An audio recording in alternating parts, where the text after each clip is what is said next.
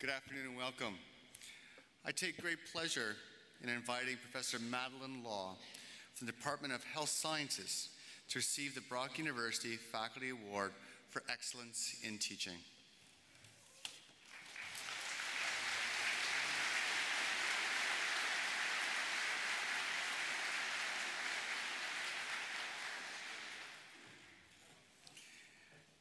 And at this time, I take great pleasure in inviting Professor Law to deliver the Convocation address.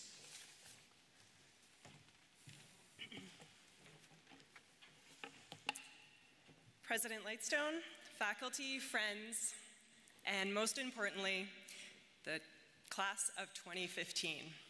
Now, Dr. Lightstone said that I want to hear some hooting and hollering. So in the little first bit of my speech, I talk about where I came and how I got to the kind of point that I'm at.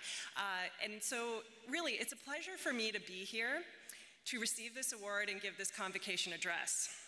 Giving this address to this graduating class is very relevant and important to me, as I was once you. Sitting in those chairs, having taken a whole whack of kin courses and phys ed courses, thank you, and dabbled a little bit in Rec-L, there you go, then eventually graduating from the first class of sport management here at Brock. Sport management, I know you're big class over there. However, now I don't want you to say anything, because if you know how long sport management has been in existence, then you can probably figure out my age, which would not be cool to shout out at this moment. So thinking back to that time at Brock, this gym was where the paid parking lot was, and Zone 2, the one you have to walk a mile to class from, that one was free. I also, email had just become a thing, and I had to go over to the Common Computer Lab, which was somewhere over in Mackenzie Town, to which this day I can still not give any directions to anyone trying to find anything over there. I'm actually pretty sure somebody's lost over there looking for Convocation. Isaac's was Thursday night, and Friday morning classes were avoided at all costs. I was in an era of registration by telephone, and I had to push numbers into the phone, and hoping that I didn't have to resort to the contingency timetable number 3 with the Friday morning seminar. Anybody know the feeling? Yes. So many things happened for me during those years at Brock that shaped my future. However, I did not really grasp the gravity of my experience at Brock until later in life. At this time, you may feel as though that this is the last time you have to think of Brock, and the parents are probably thinking this is the last check I have to write for the diploma frame, and that's okay. However, it is a place that will live with you forever. You will meet people years later who are alumni and who you will find an immediate connection with. As well, you are all now, by association, part of this innovative, groundbreaking organization.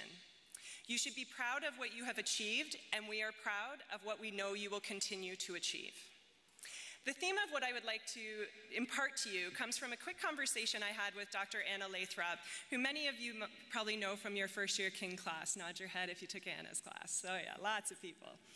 Anna said to me, she goes, "How about you never can tell?" Which I modified to being, "you never really know."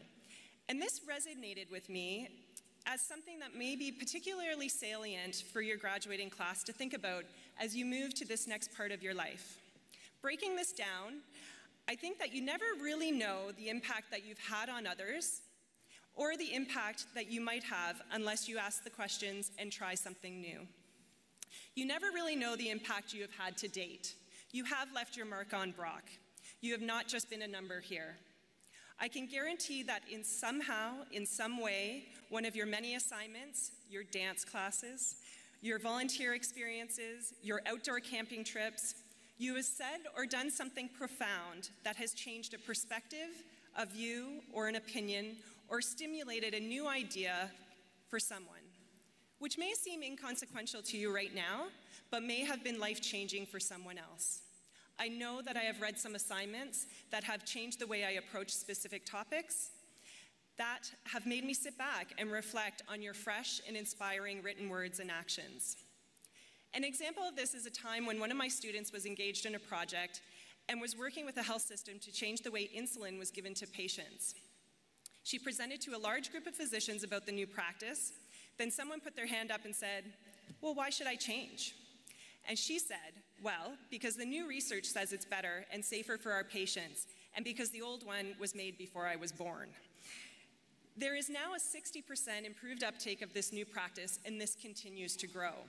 This student and others who continued on this project did not do the frontline work, and the others to administer the insulin, but they did ask the question, and they presented their ideas that has transformed care and subsequently the health for that population of individuals.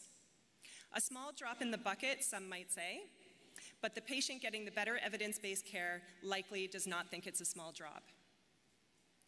This was a major turning point for me in realizing that students can truly make a difference in our communities. In fact, most of you already have, although you may not really know the impact of your actions.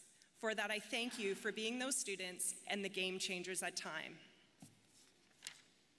You never really know what you might be able to achieve or discover if you don't ask the questions or be open to a new experience.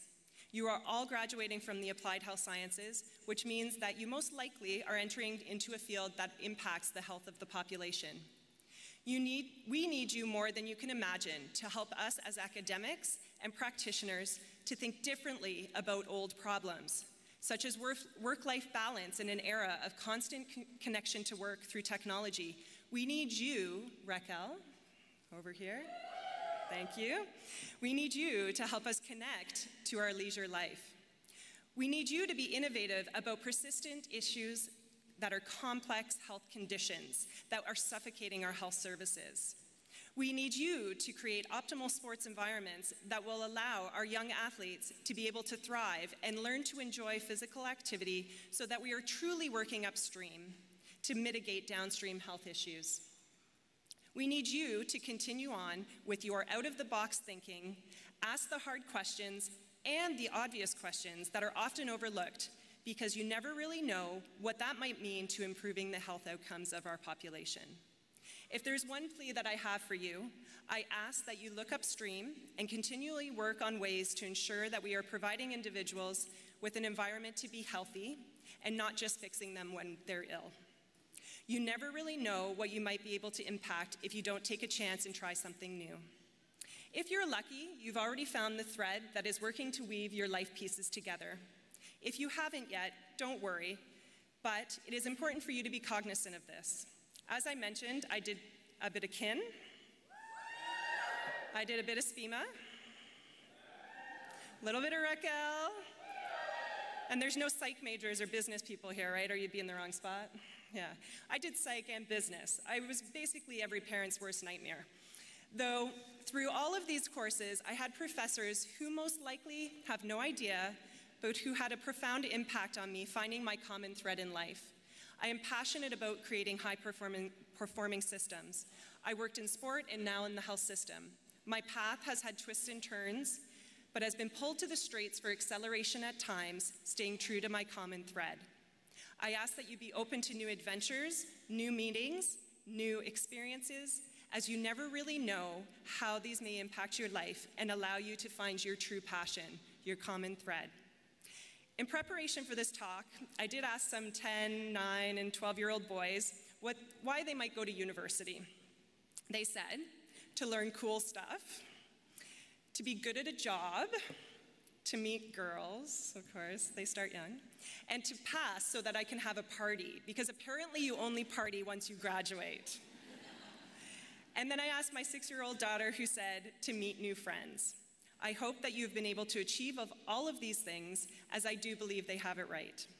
In my field, I was once told by a frontline practitioner, all the easy changes have been done. We now need your creativity to bring about the next curve towards better health in our communities. Out-of-the-box thinking comes from the bright and fresh thinkers who are in this room today. Be open to new experiences, find meaning in small moments. You never really know. Thank you.